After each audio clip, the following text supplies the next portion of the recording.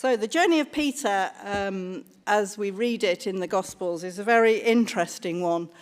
We haven't got time to look at all of it this morning, but there are another couple of incidents that I would like us to just look at this morning. The first is in Matthew chapter 16 and verses 21 to 23, where it says, "From that time on, Jesus began to explain to his disciples that he must go to Jerusalem and suffer many things at the hands of the elders, the chief priests, and the teachers of the law, and that he must be killed and raised to life on the third day." Peter took him aside and began to rebuke him. "Never, Lord," he said, "this shall never happen to you." Jesus turned and said to Peter, "Get behind me, Satan. You're a stumbling block to me. You do not have in mind the concerns of God, but merely human concerns." Oh dear. Peter gets it wrong. So badly this time that Jesus says to him, "Get behind me, Satan." I wonder how Peter felt when he heard that. You see, this incident follows on immediately from when Jesus asked the disciples who people were saying he was, and then specifically, who did they think he was? And Peter, in response to that question, takes a massive leap and he says, "You're the Messiah." And that's when Jesus tells him again that his name is Peter, and he says, "On this rock I will build my church." So at that moment, I think Peter must have been on top of the world. And Jesus goes on then to explain, yes, he was the Christ, the Son of God, but he would have to suffer and die. And Peter's having none of that.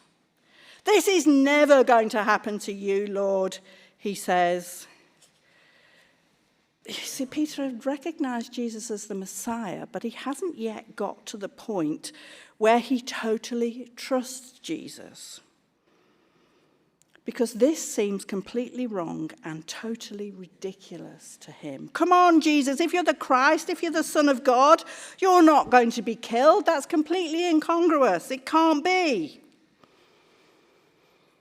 Perhaps Peter had got a bit cocky. If he was going to be the rock on which the church was built, then his opinion must count, surely. He could tell Jesus what was to happen. And Jesus tells him off in no uncertain terms. "Get behind me, Satan."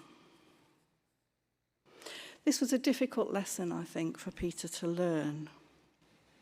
Because in the kingdom of God, the Jesus way is everything. Later on, when Jesus was arrested in the Garden of Gethsemane, Peter leaps to his defense and he takes his sword and he cuts off the high priest's servant's ear. And Jesus is cross with him again, and he tells him to put his sword away, and he heals the man's ear.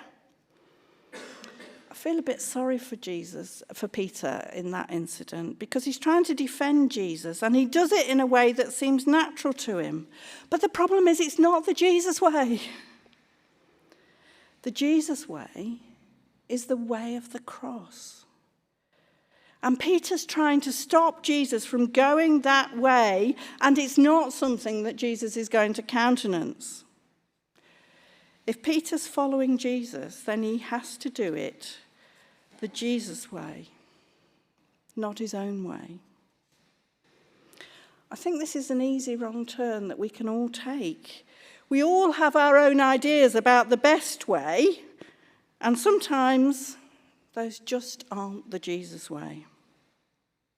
If we're going the Jesus way, we need to keep our eyes fixed on him. We need to ensure we keep reading his word that will help us to understand what the way looks like. We need to keep on meeting with others on the same way who will also help us. It can be really hard at times to trust God, especially when things seem to be going in a direction that we don't understand. And it can be tempting then to try and shape things ourselves, to take control, to tell Jesus we're on the way, but actually we try and veer off it a bit. If we're on the Jesus way, then Jesus has to be Lord, and we have to do things his way. You see, the way of Jesus is the way of the cross. Jesus said, if anyone would come after me, they must deny themselves, take up their cross daily, and follow me. It's become quite common to think of taking up our cross as some sort of adverse circumstance that we have to bear, like an illness. But it seems to me that that isn't what Jesus meant.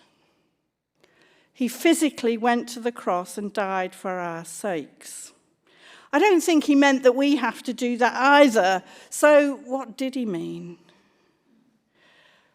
Jesus didn't want to go to the cross. It wasn't his idea of a good way to spend that particular day, but it was what his Father required of him.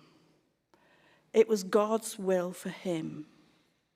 When Jesus told his disciples to take up their cross and follow him, he was calling them to a life of total daily surrender, self-denial, and absolute commitment to God. It was not a call to bear mere inconveniences, but to die to self-centeredness and follow his example of obedience to God's will. Perhaps the thing we remember most about Peter is that once Jesus had been arrested and he was being interrogated, Peter and the other disciples were hanging around in the courtyard outside, and Peter was recognized there as one of Jesus' disciples. And when he was challenged, he completely denied knowing Jesus. Earlier on, Jesus had told him he was going to do that, but Peter was still full of bravado, and he couldn't see any circumstances in which he would deny Jesus. But he did. Was he embarrassed? Was he concerned for his own safety? We don't know the reason, but we do know that he let Jesus down. He didn't stand by him or stand up for him. And that can happen to the best of us. Even if we've been on the way for some time, we can still let Jesus down sometimes. The great thing for Peter is that a little while later, after Jesus was crucified and had risen again, on one of the occasions when he appeared to his disciples, Jesus took the time to ensure that Peter knew he was forgiven. It was that occasion when Peter and the other disciples, not knowing what was going on, went back to fishing on the lake. And Jesus comes along, and when the disciples get onto the shore, Jesus has a private conversation with Peter. And 3 times he asks him, "Do you love me?" 3 times Peter had denied him. And 3 times Jesus asked Peter the same question. And he goes back to using his old name. He says, "Simon, do you love me?" It's interesting that he reverts to using the name Simon. They both know he's failed to live up to the name Peter. And Jesus faces Peter with his own limitations. He doesn't just brush it under the carpet as if it doesn't matter. But the issue isn't so much about what Peter has done wrong, but about where his love is. Now, if I'd been Jesus, I'd have been saying to him, "Why did you do that, Peter? What did you think you were doing?" I'd have been making sure he knew what he'd done wrong. But Jesus just goes to the heart of the matter. Do you love me? Because if you love me, then everything else will fall into its proper place. You see, because with Jesus, there's always forgiveness.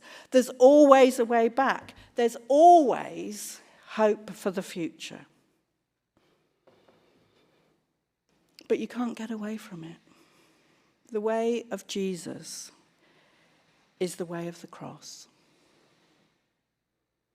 We can't escape it. Jesus himself went to the cross, and he said to his disciples and to us, "If anyone wants to come with me, they must deny themselves and take up their cross and follow me." Jesus is the way. It's the way of the cross.